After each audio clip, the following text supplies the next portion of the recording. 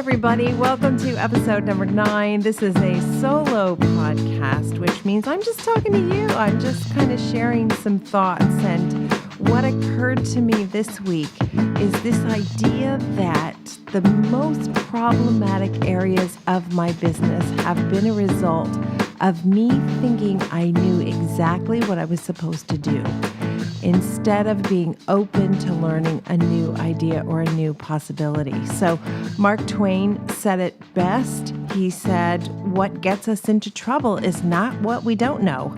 It's what we know for sure that ain't so. And that has been my experience. I have in the past made up these rules that I think must be complied with. And I'll give you an example of a really simple one, a rule that I made up when I first started. And some of you have this rule right now. And that is, I have to work in the evenings and on weekends because that's when it's convenient for my clients. And I lived by that rule for quite a long time. And I realized that every single time I showed up at a client's house on a Sunday night at 8:30 p.m., because that was what was convenient for the client, the meeting didn't go well. The clients were frazzled. They had just gotten the kids into bed. They had had no time to be together. The next day was work. Nobody was in the mood to talk about what the project was going to cost and how much time it was going to take. Not to mention, by the way, I was tired too. And it took me years and years of really buying into that paradigm before I was able to say, wait a minute, no, I do not have to show up in the evening. I do not have to work weekends. That is not how professionals behave. We sell a valuable service. It's not a service for everyone. The reality is not everyone is going to be able to afford your services. But we provide a professional service that's worth taking time off work in order to engage with us. In other words, it's worth it for your clients to miss a couple of hours at the office to focus on this important work that's going to be done, A, because it's expensive, and B, because it's going to impact their life for a whole long time. So that's one simple paradigm that really ruled me and had me for many years. So in today's podcast, I thought I would focus on some of the other rules that I have either made up for myself in the past and now busted through, or rules I hear when I'm on the road speaking with the business of design community. And by the way, some of these rules are really entrenched in the community and they go very, very deep. I call this episode, for lack of a better title, Stuff You Think You Know, because for years it was stuff I thought I knew. And it turns out, you know what? If the rules aren't working for you, you're the boss. And the boss gets to make the rules. The very moment I realized, wait a minute, really? The boss gets to make the rules. I was able to see that anything that wasn't working for me in my business was open to review and was open to change. And it really is about opening your mind to the possibility there might be a different way to do something that you've done regularly for years even. That was true for me. Some of the habits that I had grown accustomed to were ways of working that I did for years and years and years. And so breaking beyond them was a little bit challenging at first. But once I saw the results, oh my gosh, I was so ready to let go of other things I knew weren't serving me. So let me start off with something I hear a lot when I'm speaking on the road or talking to business of design community members. And that is this one. You cannot bill, this is the popular thinking, I would say, you cannot bill clients for time it takes to correct deficiencies. I hear this a lot. And I understand where it comes from because I used to be in this camp as well. Well, we ordered a sofa, something's wrong with it, it's not the client's fault. So I'll have to correct it and eat all those costs associated with correcting it as the design professional. And that just isn't a reality. The reality is any task that the client would have to do if you weren't on the job is billable hours. In other words, if the client ordered directly a sofa and the wrong sofa came for whatever reason, the client would then have to pick up the phone, talk to the vendor, the supplier, or manufacturer, whomever it is, and convince them to correct the problem. Sometimes the client would get great service, and sometimes that client would get terrible service. But the reality is, just because it happened on your watch doesn't make you responsible. So what I used to say to clients is, don't worry about anything. We'll take care of everything. You won't even see any mistakes. I used to say that in my kind of naivete that any mistakes that happen, don't worry, I'm a professional and we'll handle them. And now I say to the clients, like, are you kidding me? We deal with mistakes all day long. My job frequently feels like that moment where you're sitting at home waiting for the dishwasher repairman to show up. I've got that scenario happening on 2, 3, 4, 5, 6 projects at a time. That's a lot of responsibility, a lot of pressure, a lot of liability. And of course, that time is billable. So here's an example. A client came to us and complained about her hourly fees, which happens, and this was many years ago. We showed her the log sheets, and she noticed that it said, received a fabric. It was a wrong fabric, and so we contacted the supplier, let them know it was the wrong fabric. We contacted the upholsterer, let him know that the fabric we had anticipated arriving in a week wasn't going to be there in a week. And we ordered the fabric again. None of the confusion was our fault. The fabric manufacturer had just made a mistake. So the client said, it isn't fair that you would charge me 15 minutes to do that work. And I explained to her, I totally understand why you think that's not fair. But here's the scenario if we didn't do all those checks.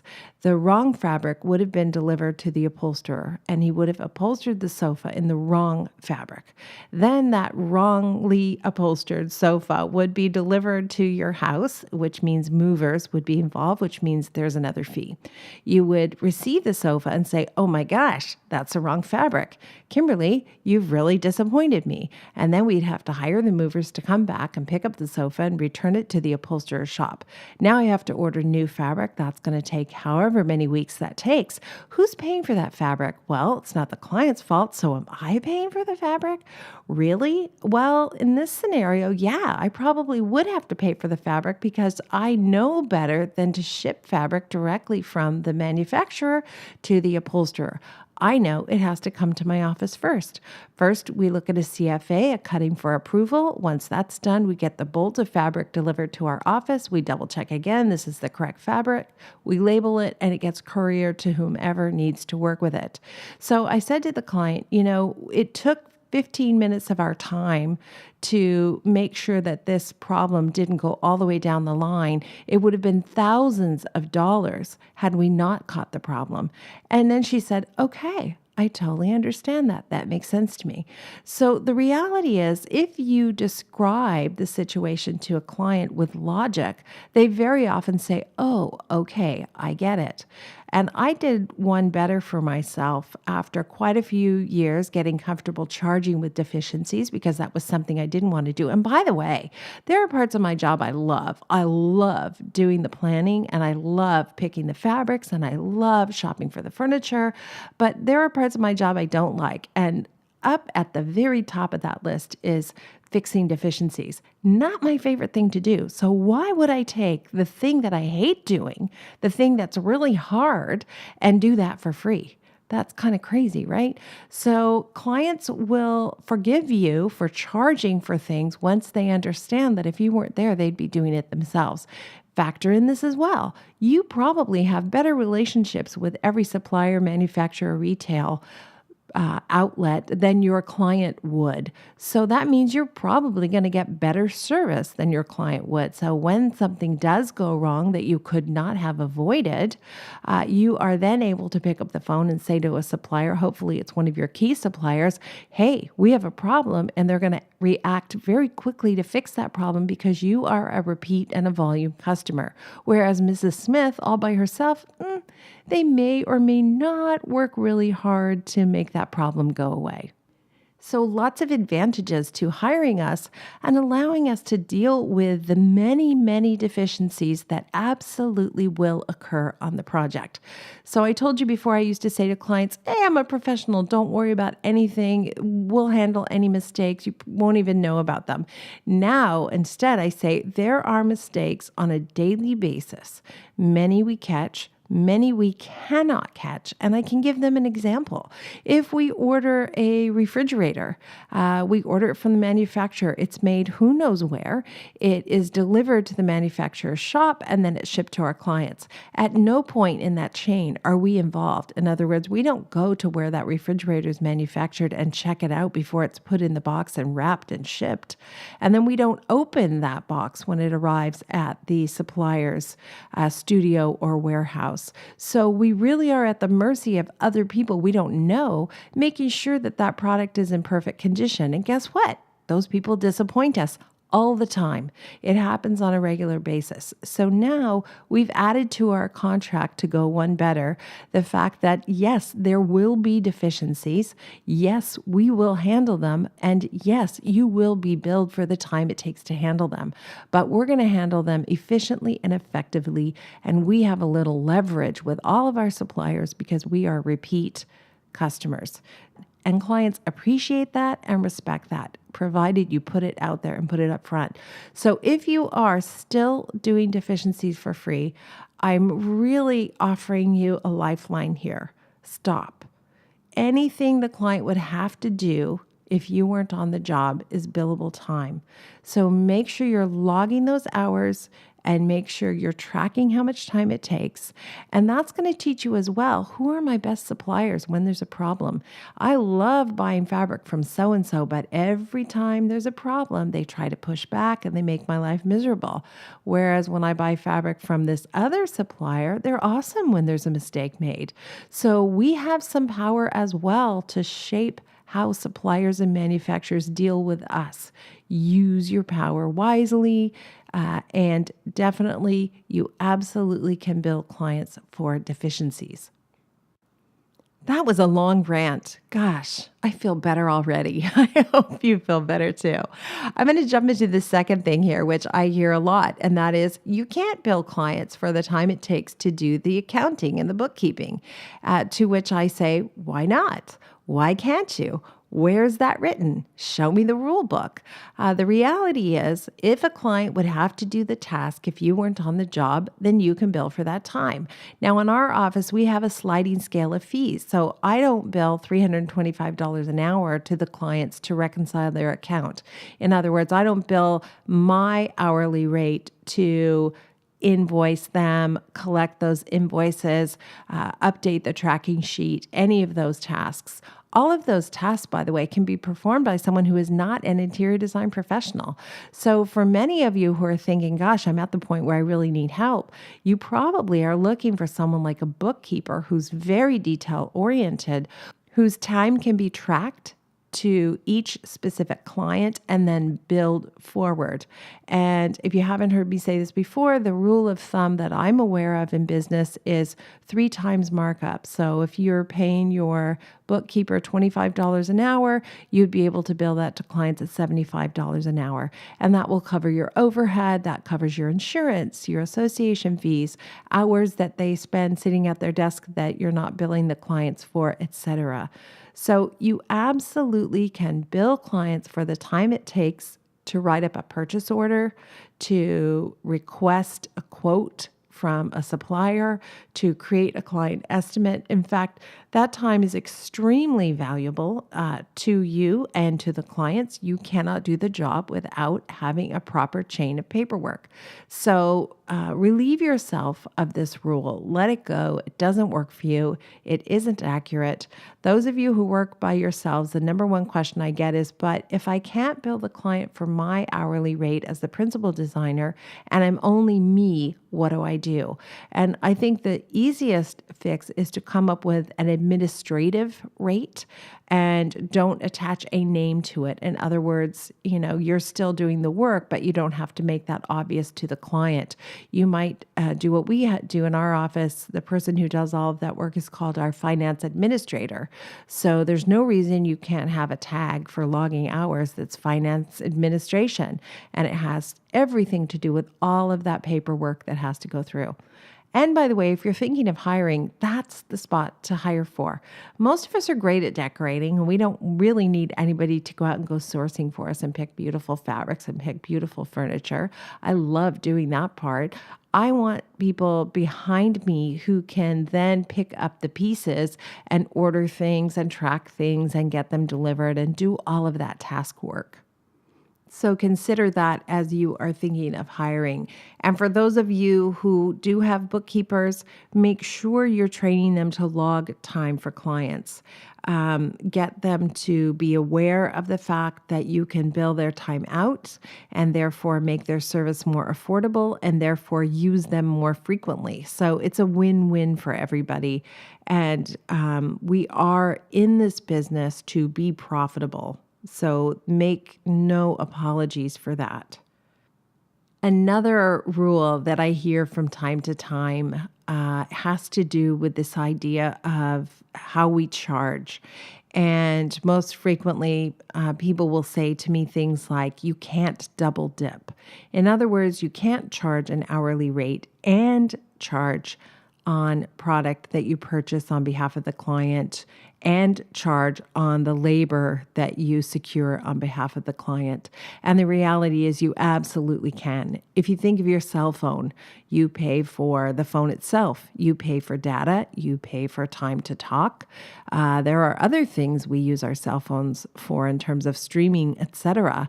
When you travel, you buy a package that lets you roam like home. So the reality is, many successful business models are built on a multi-tiered system for billing, and that is true for interior design practices as well. We absolutely charge an hourly rate that covers us in terms of our overhead and association fees and all that kind of stuff. And then we absolutely make a percentage on the items we procure on behalf of a client, whether that's goods or services. Now, depending on where you live, you do always want to be aware of the law, and that can vary by county, by town, by region, certainly by state, by province. So make sure you are aware of what the law is and working in compliance with the law. Architects are a big part of the business of design community, and we talk to them regularly, and they're frustrated by the fact that they simply cannot make a living only charging an hourly rate. And this is a cautionary tale for interior design professionals. If architects can't make a living when they only charge an hourly rate, and by the way, they only charge an hourly rate because that's what they're allowed to do within the law. If they can't make a living doing that, then why do we think we can make a living doing that? The reality is many architects are now opening up interior design shops in combination with their architect's firm so they can sell product, because they know that's the only way they're really going to be able to be successful and make money in a business and a career path that they love and, by the way, worked so hard to get to. So remove this idea from your mind that you are double dipping. That is not it at all. What you are doing is creating for yourself a successful business model. That's what business professionals do. And being transparent about how that is going to play out with your clients is very helpful. Certainly, in my case, it helps a lot that we share our discounts, because I'm able to say that by sharing my discount, you're really getting our project management fees for free. That's true almost exclusively across the board. So any issue that feels like it might be problematic for you, or you've struggled with it in the past, I encourage you to put that issue up front in your contract. Figure out the wording that makes sense for you, that is comforting to clients, but keeps them informed and keeps you in line in terms of your commitment to the project and your integrity, because that's really important to me as well. I want my integrity to be intact. That's a priority in my office. So clients need to know that, yes, we bill our hourly rate, but we also take a markup or a markdown in our case on goods and services. The next one on my hit list comes at me on a regular basis through the forum. In other words, people watch a course and then they will say, Kimberley, I understand that when you go to the presentation, you present everything, but I'm not clear when you present the cabinetry, or I'm not clear when you present the light fixtures, etc. And the answer is we present everything. And for me, that was outrageous when I was first suggested. Could not happen. You don't understand. It's impossible. It will never work. And then when I finally surrendered and thought, okay, I'm going to try it on this one project, I was in tears because it was so much more disciplined than I had been used to working. It was a muscle I wasn't keeping active. So when it came time to do sourcing for clients, I would do my best, and then we'd have a meeting scheduled and I wouldn't have everything. And I would say, oh, don't worry about it. I will bring that stuff to you next time. And there was always a next time. There was always another meeting required. Over and over and over again, I would meet with clients until they would run out of time, they would run out of patience, they would run out of money, and I would get Canadian fired, which I've described before, which is getting about 70% of the way through the project when the client finally says, whoa, we're just going to stop everything right here. We love everything you've done, and we're just going to finish it ourselves because now you've started it. We know exactly where you're headed. And we're just going to run down to, Home Goods or HomeSense and finish it ourselves. And that was a terrible blow to my business because it meant no repeat, no referral customers. And it was damaging to my ego. Let's be honest. My self-confidence really suffered when you get let go at that stage of the project. It feels like a massive loss because you're picturing it photographed for a magazine, and that dream is dead right then. So in order to prevent that from ever happening to me again, I wanted to create a system, and that would be those 15 steps I talk about all the time, where the clients would get on at step 1 and not get off until step 15. Too often they were jumping off at step 8 or 9 in my former process. So now I want to create this streamlined system, and I have a streamlined system where I meet the clients at the consultation. They sign the contract. We get the retainer if that's required. With an hourly fee contract, it is. With flat fee contracts, it isn't. We collect the balance up front in that case. And then step 3, I show up at their house with all my trades, which, let's be honest, is super impressive. But posing aside, it's an extremely helpful day for me because I'm able to pick the brains of every single person I need to help me fulfill on the promise of this project. And that's the second time they've seen me at step 3. They saw me at step 1, then they see me at step 3. The next time they see me is step 5, and I've got everything selected. It's a shock to the clients when they see how much that costs. There's no question about it. But we've talked about sticker shock before. If sticker shock always prevented us from buying things, not one of us would have a car. None of us would have, an expensive piece of jewelry. So sticker shock will not stop people from buying what you're selling. If you give them all the information up front, in other words, if you take the client's wish list and you price every single solitary thing on that wish list and you make all those decisions, those hundreds, sometimes thousands of decisions that the client would have to make over the course of 6 months, 9 months, a year, 2 years. If you make all of those decisions up front during step 4, then at step 5, you're a hero. Yes, it will be more than the client wants to spend. It always is. Have you noticed that? Clients want to spend X number of dollars, and then they have a wish list that doesn't match. There's no connect there. They want to spend $20,000 and renovate the kitchen and 2 bathrooms, and that's not possible. Sometimes it isn't that clear cut. Sometimes they say they want to spend $50,000 and decorate the living room, and you think that's really doable. But then you find out they want a wall of built Hiltons that's 20 feet long, and they need all new lighting and wiring. And then they want to replace the plaster crown molding, and the fireplace is going to be gutted and rebuilt and made larger and more grand. And so suddenly that $40,000 isn't enough. So we're not clairvoyant. What we can do is take that client's wish list, price everything on it, make every decision, and then show up at step 5 and say, hey, this is what you asked for, and this is what it's going to cost. And we are ready and poised to make this happen for you. All you got to do now is write a check. And in my experience, clients are thrilled to be able to afford everything on their wish list. And when they can't, when they have to make those hard decisions, more often than not, they will break it up into phases. I've had the experience very few times that clients wanted to save money by choosing less quality items. In other words, if they wanted a Sub-Zero refrigerator, it's very unlikely they're going to end up with a Sears refrigerator just to meet the budget.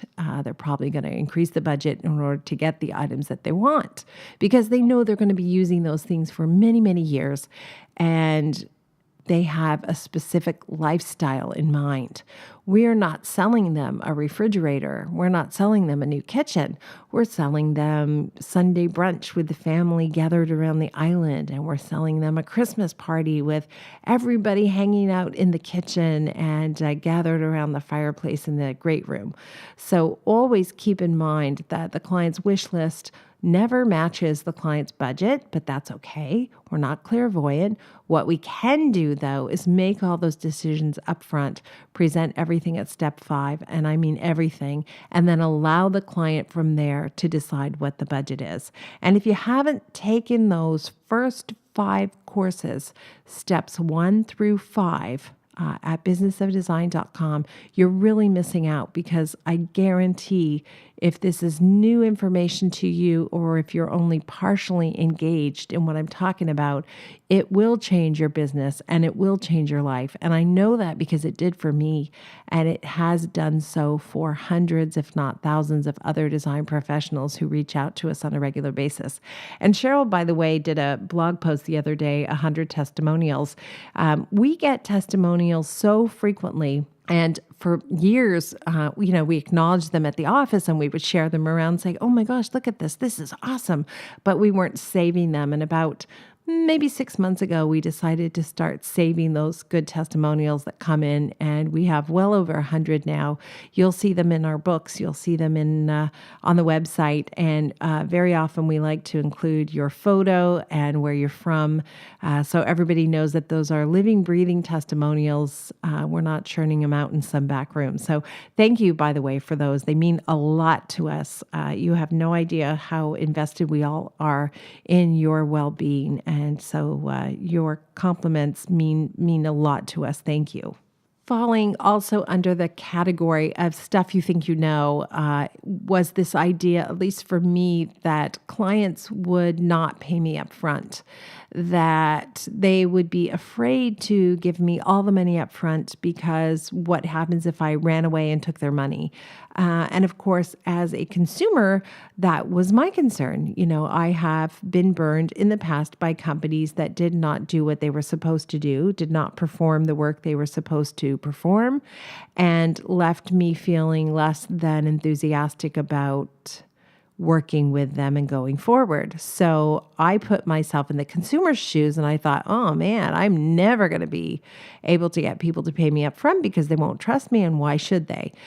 The reality is more and more businesses are asking for money up front because we're living in a world, unfortunately, where people do sometimes try to get away with things. And most clients, in fact, I would say 100% of the clients who I've worked with, understand that getting paid upfront means I can continue to focus on the things that I'm good at, like designing your home and effectively running your project. I can't do that if I'm constantly chasing people for money.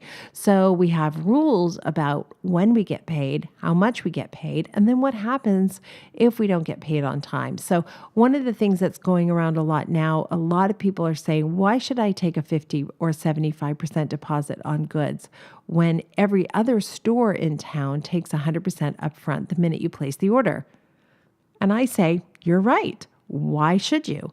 If you're tasked with buying furniture on behalf of clients and buying accessories, etc., then absolutely take 100% up front. That's what most stores do. You go into Pottery Barn, let's say, and you purchase something. They're going to charge you the full amount, and then it's going to take so many weeks for it to arrive. And if it's in perfect, pristine condition, terrific. If it isn't, they still have your money and now you have a problem. And that's a reality of the society that we live in.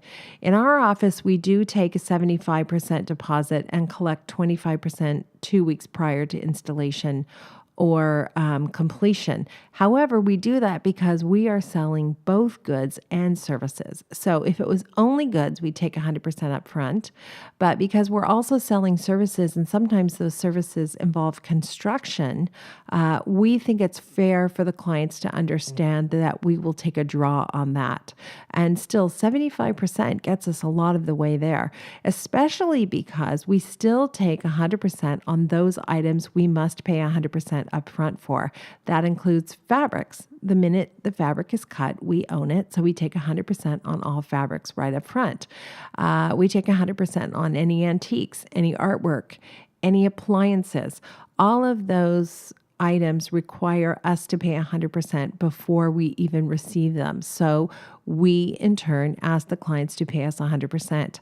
When it comes to trust, what I've learned is that trust is not something that happens on the first day you meet the client.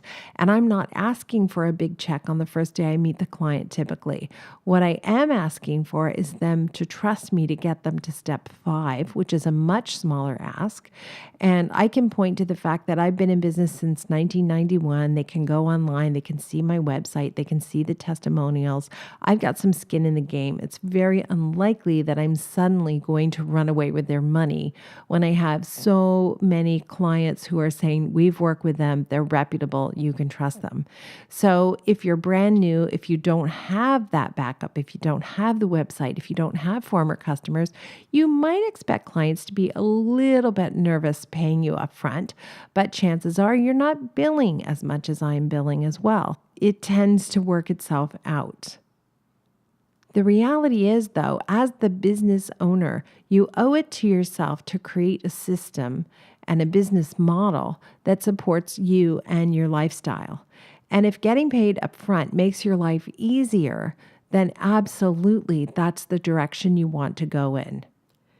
In the event a client balks at that, point out that a lot of stores take 100% up front, and then when you finally get the item, you have to trust that that store is still going to be in business. Point to the fact that you have a website, that you have other clients who can vouch for your reputation, and that will speak to the fact that you have integrity. So don't immediately cave when a client says, well, I don't know if I feel comfortable giving you 100% upfront. Instead, be prepared for that question and have your response ready to go. The last item I want to talk about today has to do, again, with the client's budget.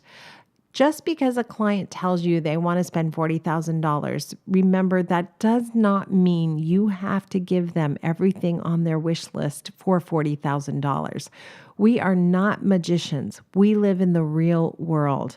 And when a client tells me their budget is $40,000 and that sounds reasonable, it's fine if I say to them, well, that sounds reasonable, but I absolutely do not know what everything on your wish list will cost. So we have to make a decision here. Do you want me to price everything on your wish list, and then you can decide what you want to buy and what you don't want to buy and where you want to make compromises? Or do you want me to select only items that fall within the $40,000? And then, by the way, I get to decide what you compromise on and what you exclude. And in my experience, 99.9% of the clients will say, price everything on my wish list. And then when we meet at step 5, at that point, we'll make some determinations about how this is going to go down. And I've had this experience many, many times where the budget is, in fact, I shared on a podcast a few weeks ago, and a lot of people commented on $750,000 for a budget. That's amazing. That is an amazing budget. But in this case, it was only half of what the clients will ultimately spend because they're doing a very large addition and a build. So the reality is, big or small budget is a relative term. And it really cannot be something that you can hang your hat on until you price every single thing on that list. So when the client gives us a budget, yes, we want to respect the budget. Absolutely, we do. But we also want to respect the wish list and the lifestyle that client is trying to achieve. So again, feel free to use my contract. It really speaks to this very well, that we will price everything on your wish list. And then you, the customer, the client, are going to be in charge of what the budget is, because you're going to decide if you want to buy everything on your wish list, or if you want to buy part of it now and part of it later, or if you want to make some compromises. In other words, you're not going to get that Sub-Zero refrigerator. Instead, you're going to go for a less expensive model.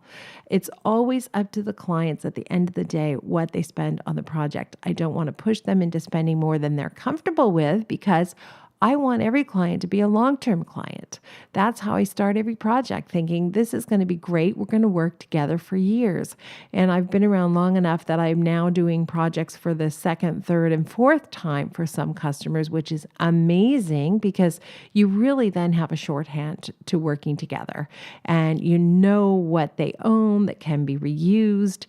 You speak their language. You understand what's important to them. It's so wonderful when you finally get a really rich mine of clients who you have worked with before. So I don't want to push people into spending too much. If anything, I get them to pull back, frequently. I'll say, you know what, if this is too much, why don't we break it into 2 phases? Or if it were me, I could totally live with the powder room. Let's just change the wallpaper and add a new light fixture and call it a day. So I can make recommendations, but ultimately it is the client's decision how much to spend. And it is not our job to take a number that is made up at the first meeting and run around town like a crazy person trying to find everything on their wish list to match that number. It never goes that way. So I remind myself frequently that the client's wish list and the client's budget typically don't match. That's okay.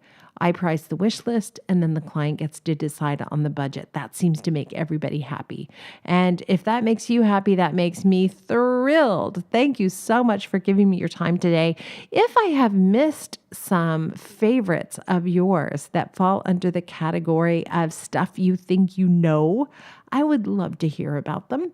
I look through the forum on a regular basis. As you know, I answer those questions almost daily now. Over 6,000, I think, responses online. That is a lot of responses.